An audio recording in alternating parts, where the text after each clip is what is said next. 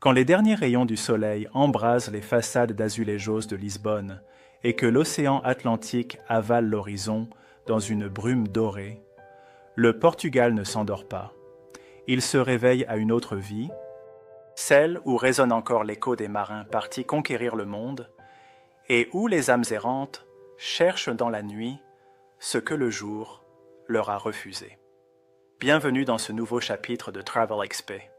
Ce soir, nous embarquons pour le Portugal, cette nation de navigateurs et de poètes, de fadistes et de rêveurs, pour percer les mystères de ces nuits profondes.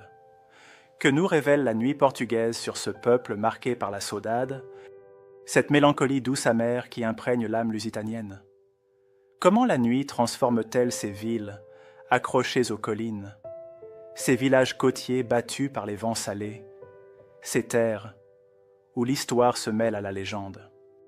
C'est cette exploration que nous entreprenons ensemble, en déambulant dans les ruelles pavées de l'Alfama, en écoutant les guitares portugaises pleurer dans les caves de Coimbra, en suivant les fêtards jusqu'aux plages de l'Algarve, où l'aube surprend toujours ceux qui ont oublié que le temps existe.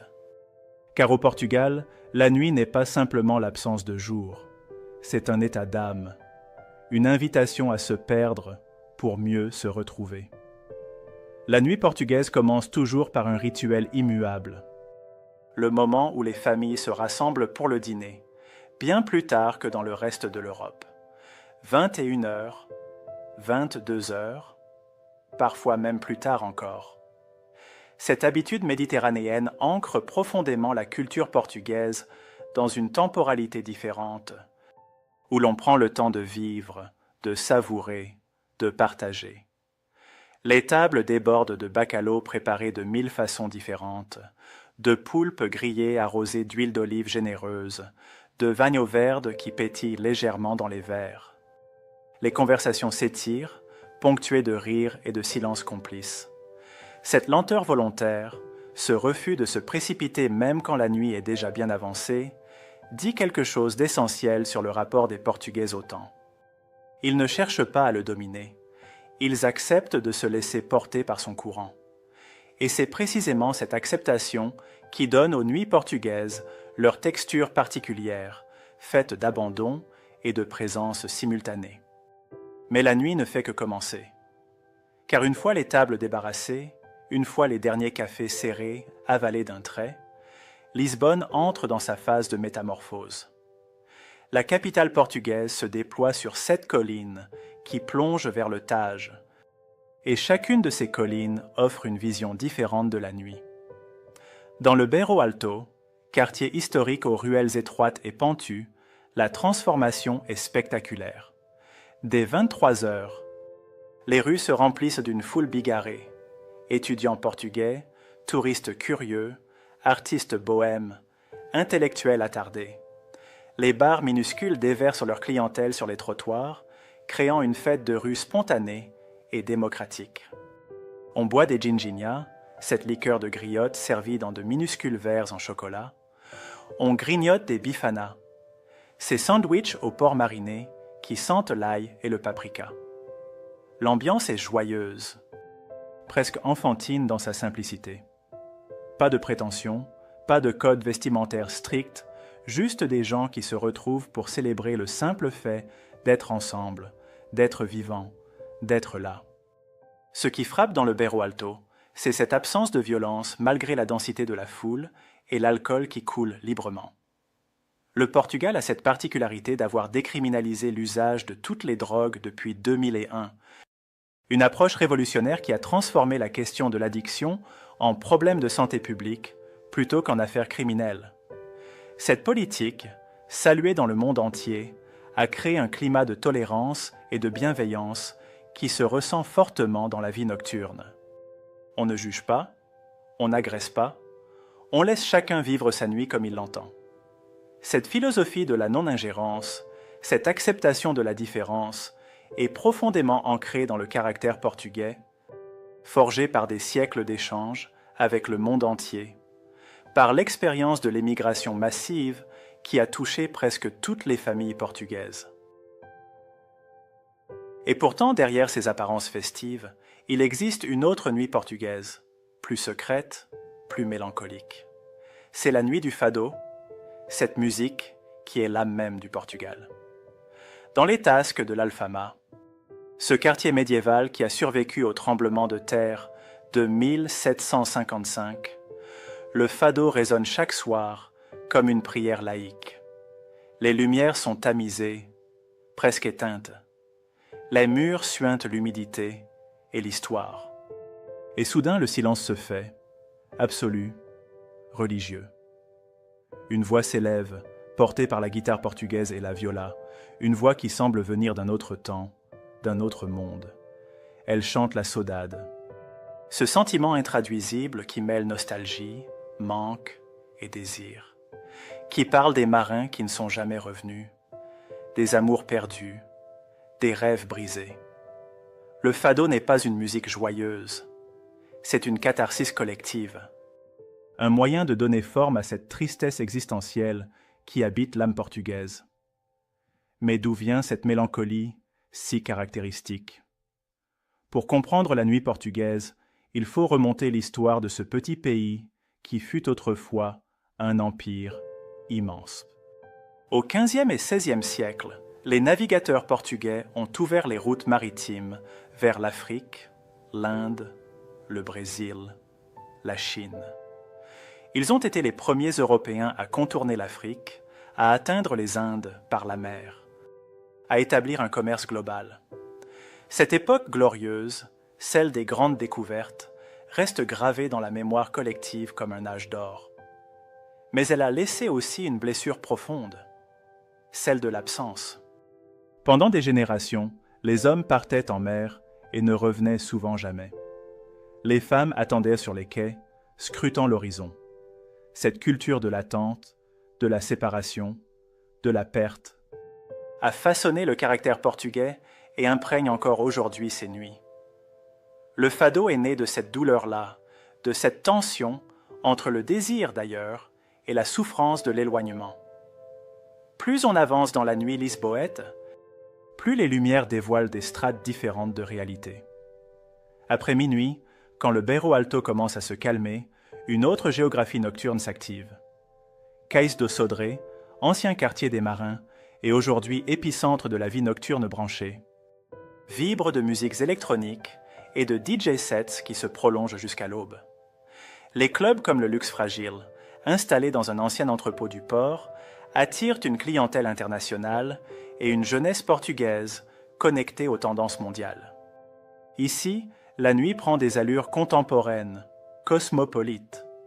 On pourrait être à Berlin, à Amsterdam ou à Barcelone. Cette mondialisation de la nuit pose question. Le Portugal est-il en train de perdre sa spécificité nocturne?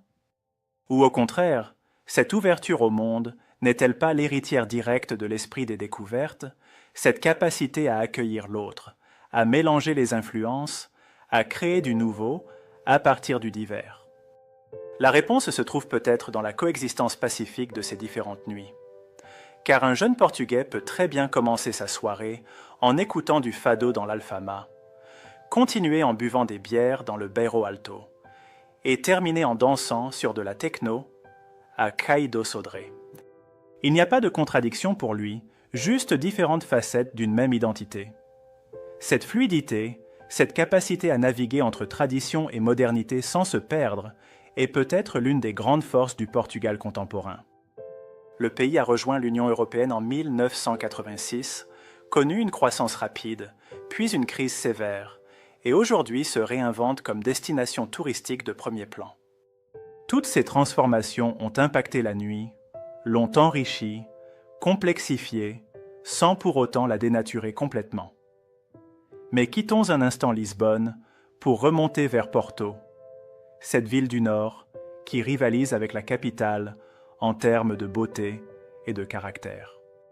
Porto Nocturne offre un visage radicalement différent, plus industriel, plus rude, mais aussi plus authentique d'une certaine façon. Ici, la nuit se vit autour du fleuve Douro qui traverse la ville comme une artère sombre et puissante. Les caves de Porto s'alignent sur la rive de Gaia, ces cathédrales du vin fortifié qui ont fait la fortune de la région. Certaines ouvrent leurs portes pour des dégustations nocturnes, des expériences œnotouristiques où l'on apprend l'histoire complexe de ce vin unique, tout en sirotant des tawny de 20 ans d'âge sous les voûtes séculaires. Il y a quelque chose de presque sacré dans ces moments-là, comme si l'on communiait avec des générations de viticulteurs, de négociants, d'amateurs qui ont façonné cette tradition. La Ribeira de Porto, ce quartier médiéval qui dégringole vers le fleuve, s'anime différemment de Lisbonne. Ici, la fête est moins touristique, plus locale. Les bars à étudiants débordent de jeunes des universités de Porto et de Coimbra. On y boit de la Superboc fraîche, on y mange des francesinha, ce sandwich démentiel qui mêle viande, fromage fondu et sauce piquante. L'atmosphère est bon enfant, fraternelle. Porto a toujours eu la réputation d'être la ville qui travaille pendant que Lisbonne gouverne et Coimbra étudie. Cette identité ouvrière se ressent dans la nuit portista, plus directe, moins policée que celle de la capitale. Les gens parlent fort, rient bruyamment, s'interpellent d'un bout à l'autre de la rue. Il y a moins de distance sociale, moins de codes implicites. On est entre nous, et ce nous est accueillant pour qui sait respecter l'esprit du lieu. Et puis il y a Coimbra, ville universitaire par excellence, où la nuit prend des couleurs académiques uniques en Europe. Les traditions estudiantines y sont encore très vivaces. Les étudiants portent des capes noires, organisent des serenatas nocturnes, où ils chantent sous les fenêtres des filles, perpétuent des rituels qui remontent au Moyen-Âge. Cette nuit-là est théâtrale, codifiée, presque anachronique. Elle appartient à un autre temps, mais continue d'exister parce qu'elle répond à un besoin profond. Celui d'appartenir à quelque chose de plus grand que soi, de s'inscrire dans une lignée, une tradition. Dans un monde qui change à vitesse vertigineuse, ces rituels nocturnes offrent des points d'ancrage, des certitudes, une identité collective. La nuit de Coimbra est conservatrice dans le sens noble du terme.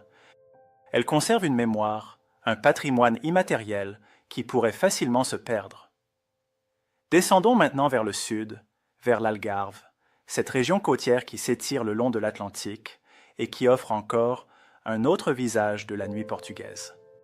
Ici, la nuit est balnéaire, estivale même en plein hiver pour les plus courageux. Les stations comme Lagos, Albufeira ou Vila Moura ont développé une vie nocturne touristique intense, surtout pendant les mois d'été ou affluent des visiteurs du monde entier. Les beach clubs prolongent la journée jusqu'à l'aube, les terrasses surplombant les falaises ocres offrent des couchers de soleil spectaculaires qui se transforment en soirées animées. Cette nuit-là est plus légère, plus insouciante. On y vient pour oublier le quotidien, pour se laisser bercer par le bruit des vagues et la chaleur de l'air salin. Les Portugais eux-mêmes descendent en masse vers l'Algarve pendant l'été, retrouvant cette connexion primordiale avec l'océan qui a toujours défini leur identité nationale. Mais même dans cette Algarve festive, on retrouve des traces de cette mélancolie portugaise. Dans les villages de pêcheurs qui bordent la côte, loin des zones touristiques, la nuit garde son authenticité.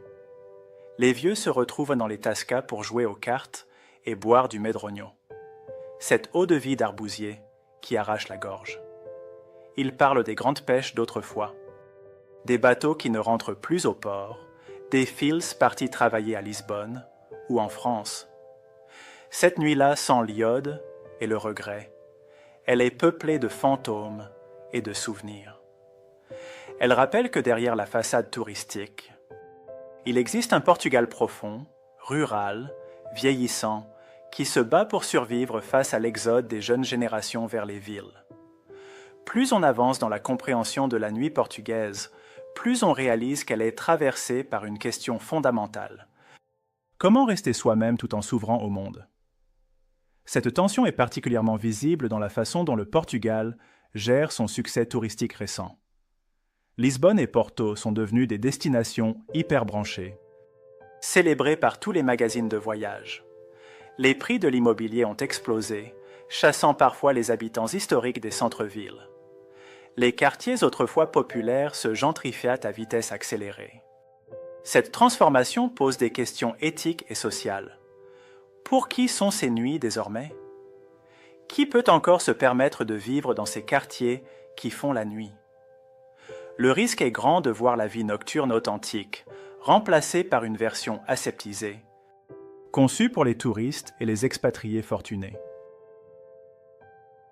Pourtant, le Portugal résiste. Peut-être parce que la nuit y est trop profondément ancrée dans l'identité collective pour être complètement récupérée par le marché. Le fado ne peut être simulé, il nécessite une vérité émotionnelle que les spectacles pour touristes peinent à reproduire. Les conversations interminables dans les tascas ne peuvent être marchandisées. La saudade ne se vend pas en souvenir. Il existe un noyau dur de la culture nocturne portugaise qui résiste à la commercialisation parce qu'il touche à quelque chose d'essentiel, d'intime, de presque sacré. C'est ce noyau-là que cherchent instinctivement les voyageurs sensibles, ceux qui ne se contentent pas des surfaces, mais veulent toucher la substance même d'un lieu. La nuit portugaise révèle également beaucoup sur le rapport au corps et à la sensualité. Contrairement à d'autres cultures latines, le Portugal cultive une certaine retenue, une pudeur qui peut surprendre. Les démonstrations excessives d'affection en public restent rares, même la nuit, même dans les lieux de fête. Cette réserve ne signifie pas absence de passion, bien au contraire. Elle témoigne d'une intériorité profonde, d'une vie émotionnelle riche qui ne s'expose pas facilement. Le fado, encore une fois, illustre cette dialectique. Une passion immense exprimée à travers une forme strictement codifiée. Cette tension entre le bouillonnement intérieur et la contenance extérieure donne à la séduction portugaise une subtilité particulière, faite de regards, de silences, de non-dits éloquents. On ne drague pas au Portugal comme on drague en Espagne ou en Italie. Il y a plus de lenteur, plus de circonvolution, une danse compliquée où chacun avance masqué avant de révéler progressivement ses intentions. Cette pudeur trouve peut-être son origine dans le catholicisme qui a longtemps dominé la société portugaise, même si la pratique religieuse a considérablement diminué ces dernières décennies. Le Portugal a vécu sous une dictature catholique conservatrice pendant près de 50 ans, jusqu'à la Révolution des œillets en 1974. Cette période a laissé des traces profondes dans les mentalités, créant un contraste saisissant entre les valeurs officielles et les pratiques réelles. La nuit devenait alors un espace de transgression douce où l'on pouvait échapper momentanément au contrôle social sans pour autant le défier frontalement. Aujourd'hui encore, cette fonction libératrice de la nuit persiste, même si les contraintes ont changé de nature. On ne fuit plus la dictature, mais le néolibéralisme, pas la censure, mais la précarité économique, pas le conformisme religieux, mais la standardisation culturelle. Et pourtant, derrière ces apparences, la nuit portugaise conserve une dimension spirituelle qu'on ne retrouve pas partout. Elle n'est pas anti-religieuse, mais post-religieuse. Elle a intégré certaines dimensions du sacré sans les formes institutionnelles. Quand on écoute le fado, on assiste à quelque chose qui ressemble à une cérémonie, avec ses codes, son recueillement, sa transcendance. Quand on se promène dans les ruelles de l'Alfama à 3 heures du matin, on ressent une présence, comme si les fantômes de tous ceux qui ont marché là, avant nous, nous accompagnaient. Le Portugal est un pays de fantômes, au sens le plus noble du terme. Le passé y est omniprésent. Pas comme un fardeau, mais comme une compagnie, une richesse. La nuit rend cette cohabitation entre vivants et morts plus perceptible. Les frontières se brouillent, le temps se dilue. Il faut aussi parler de la nuit des travailleurs portugais, ceux qui font tourner l'économie nocturne. Serveurs, cuisiniers, agents de sécurité, chauffeurs de taxi, personnel d'hôtel. Le Portugal a longtemps été un pays pauvre, et malgré les progrès récents, les salaires restent parmi les plus bas d'Europe occidentale. Pour beaucoup, travailler la nuit est une nécessité économique plus qu'un choix. Ces travailleurs de l'ombre permettent aux autres de profiter de la nuit, mais eux-mêmes vivent un décalage permanent, un déracinement temporel qui pèse sur la santé et la vie sociale. Leur nuit n'a rien de romantique. Elle est faite de fatigue, de pieds qui gonflent, de sourires professionnels plaqués sur des visages épuisés. Mais dans leur résilience, dans leur capacité à maintenir une humanité, une gentillesse même dans l'épuisement, ils incarnent peut-être ce qu'il y a de plus noble dans le caractère portugais. Cette dignité discrète, ce refus de se plaindre, cette endurance héritée de générations qui ont survécu à la pauvreté, aux guerres coloniales, à l'émigration forcée.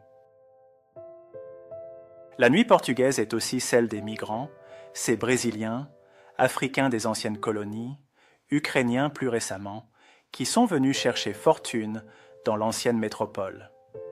Leur nuit se passe souvent dans des logements surpeuplés en périphérie des villes, loin des centres festifs. Pour eux, la nuit est repos ou labeur, rarement célébration. Ils forment une part invisible mais essentielle du Portugal contemporain et leur présence interroge l'identité nationale. Le Portugal se définit volontiers comme un pays tolérant, métissé, héritier d'un empire pluricontinental. Mais la réalité quotidienne, notamment nocturne, révèle parfois des discriminations, des exclusions, des relégations spatiales qui contredisent ce discours officiel. La nuit, dans sa capacité à révéler les vérités cachées, met aussi en lumière ces zones d'ombre de la société portugaise. Revenons pourtant à des nuits plus douces, celles des villages de l'intérieur où le temps semble s'être arrêté. Dans le Douro, région viticole classée au patrimoine mondial, les nuits d'été sont ponctuées de fêtes de village où se perpétuent des traditions ancestrales. On danse le corridinho ou la vira, danse folklorique au son de l'accordéon et de la cavaquinho. Les générations se mélangent, les anciens enseignant les pas aux plus jeunes. Il y a dans ces moments une joie simple, non médiatisée, non spectacularisée. Une joie qui existe pour elle-même, pas pour être photographiée ou partagée sur les réseaux sociaux. Ces nuits-là rappellent que le Portugal profond existe encore, malgré la désertification rurale, malgré la modernisation. Elles sont des poches de résistance, des îlots de tradition dans un océan de changement. La nuit portugaise, c'est aussi celle des festivals qui se sont multipliés ces dernières années. Du NOS Alive à Lisbonne au Primavera Sound à Porto, ces grands événements attirent des artistes internationaux et des dizaines de milliers de festivaliers. Ils transforment certaines nuits en véritables happenings collectifs, où la musique devient le lien universel qui transcende les barrières linguistiques et culturelles. Ces nuits-là sont globales, elles pourraient se dérouler n'importe où dans le monde. Mais même là, une touche portugaise persiste, une certaine douceur dans les interactions, une violence quasi absente, une capacité à faire la fête sans agressivité. C'est peut-être cela finalement, la marque distinctive de la nuit portugaise. Cette bienveillance diffuse, ce respect de l'autre qui permet à chacun de vivre sa nuit comme il l'entend.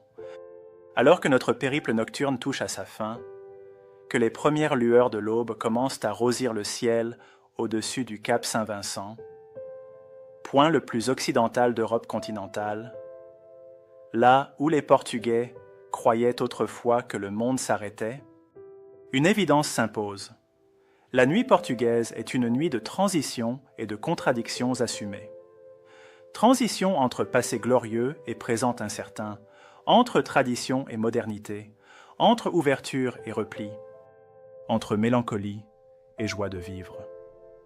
Ces contradictions ne se résolvent pas, elles se vivent, elles se dansent, elles se chantent dans les caves de fado, elles se partagent autour des tables interminables, elles se murmurent dans les ruelles pavées. La nuit portugaise nous apprend que l'authenticité n'est pas pureté, mais complexité, que l'identité n'est pas fixité, mais mouvement, que la mélancolie n'est pas désespoir, mais lucidité sur la condition humaine. Si ce voyage t'a captivé, abonne-toi à Travel XP pour continuer à explorer les secrets que la nuit murmure aux quatre coins du monde.